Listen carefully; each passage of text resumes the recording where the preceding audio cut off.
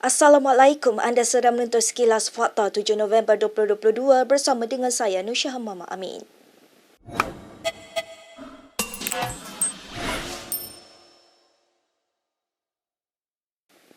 Anwar Ibrahim kesal dengan dakwaan Dr. Mahathir Mohamad bahawa dirinya ada membuat pakatan dengan Presiden UMNO Ahmad Zahid Hamidi.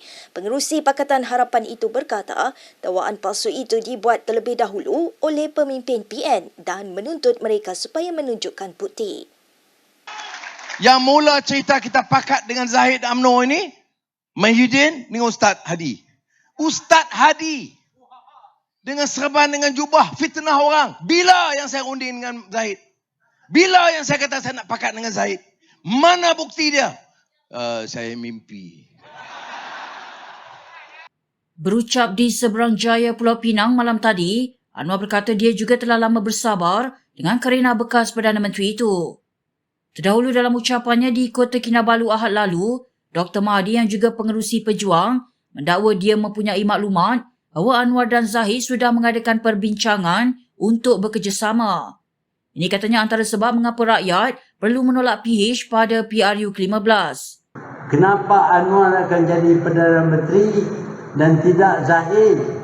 Kerana Perdana Menteri akan memohon kepada Yang di-Pertuan Agong supaya nombor 1 diampunkan Najib Razak yang sekarang merengkuh dalam penjara.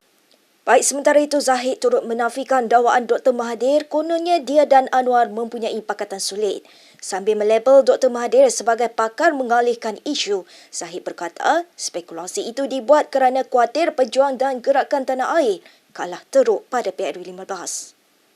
Bercakap kepada pemberita hari ini, Zahid berkata Mahathir juga kini sudah tidak boleh mengharapkan jenama dirinya apabila menyedari penolakan rakyat terhadapnya bukan hanya berlaku di Langkawi tetapi di seluruh negara. Zahid turut menemplak pengerusi pejuang itu sebagai seorang yang merasakan dirinya sentiasa benar. Terdahulu penyandang kerusi Bagan Datuk itu ditanya mengenai dakwaan bekas Perdana Menteri itu bahawa dia akan bekerjasama dengan Anwar dalam PRU ke-15. Dakwaan Mahathir itu juga telah menjadi modal politik kepada kedua-dua gabungan iaitu GTA dan juga Perikatan Nasional sepanjang musim kempen.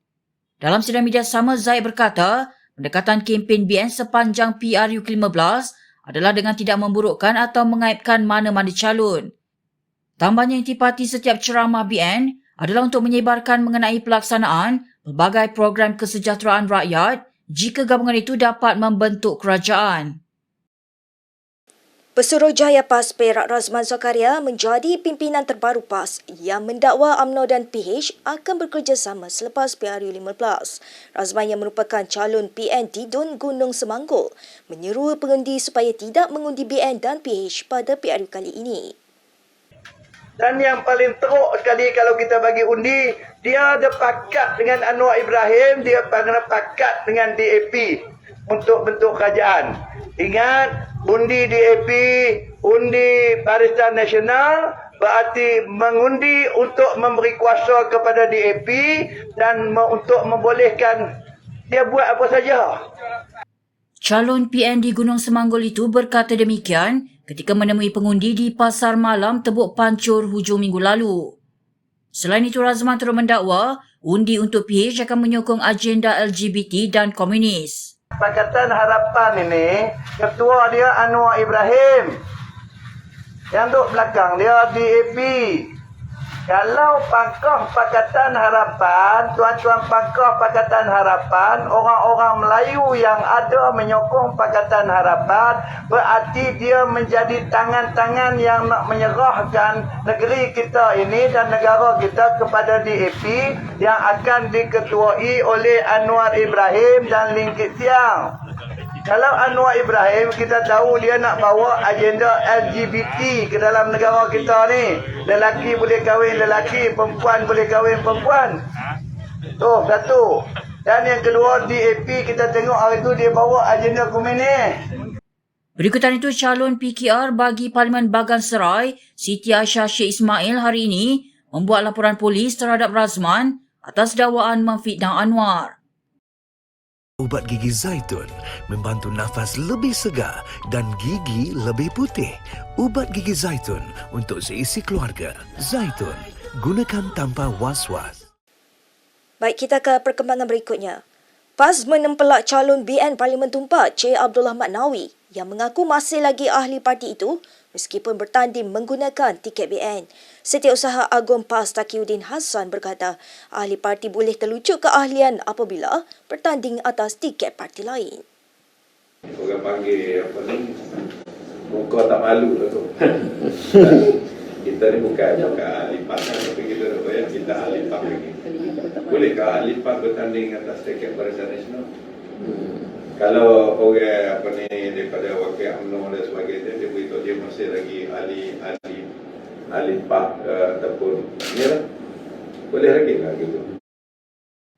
Pada PRU kali ini, bekas wakil rakyat PAS itu cuba mempertahankan kerusi Tumpak dengan tiket BN, begitu juga penyandang kerusi Kuala Nerus, Khairuddin Aman Razali.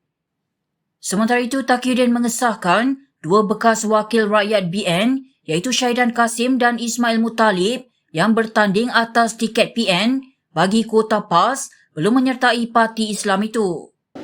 Jadi itu satu perkembangan yang baik. Mereka ini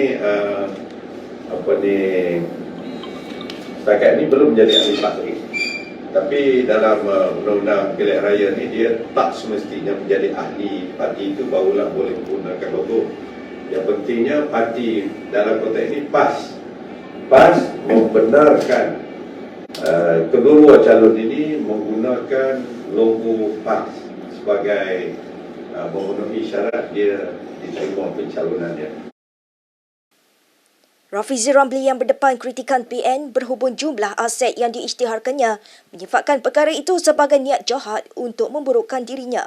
Calon PH dipandang itu sebaliknya membidas pihak lawan kerana gagal menunjukkan tahap ketelusan yang sama. I can disclose it because I have nothing to hide. These are all official records dekat LHDN dan sebagainya. But it's also to prove, terutamanya lah kepada yang geng-geng UMNO PAS Bersatu ni, that you can actually be successful and make money without being corrupt. Saya mencecah simpanan tunai melebihi 2 juta ringgit tunai menjelang umur saya 30 tahun. By the time I was 30, my cash saving was already about 2 million because of my career.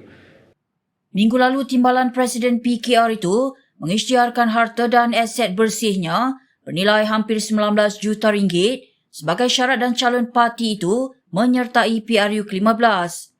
Sebahagian besar asetnya diperolehi melalui pelaburan saham dalam syarikat tinjauan awam miliknya Invoke Solutions Sdn Bhd.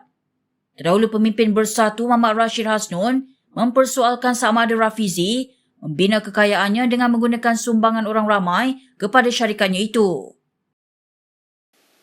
Berita seterusnya. Penyandang kerusi Parlimen Padang Besar Zahidi Zainul Abidin menegaskan keputusannya bertanding sebagai calon bebas sebagai tanda protes terhadap Ahmad Zahid Hamidi. Katanya ia bukan soal kesinambungan karier politik, namun keputusan pemimpin nombor 1 BN itu mesti diberi tentangan. Zahidi turut secara sinis mempersoalkan karier politik siapa yang akan tamat, sama ada miliknya atau Zahid dan UMNO.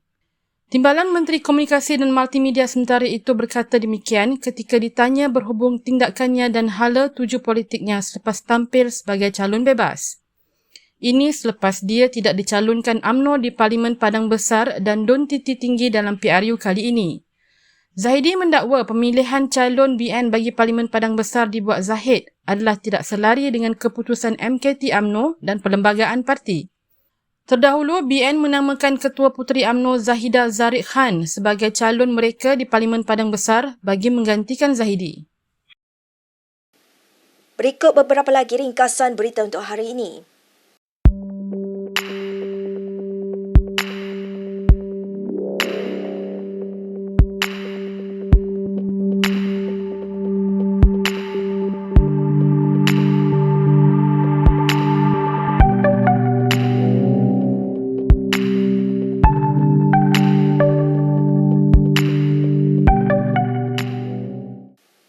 Sekian sahaja daripada saya, Nur Syihah Muhammad Amin untuk Sekilas Fakta. Untuk lebih banyak berita, anda boleh melayari kinitv.com. Anda juga boleh mengikuti kami di Instagram, Twitter, YouTube dan Facebook. Salam hormat dan jumpa lagi.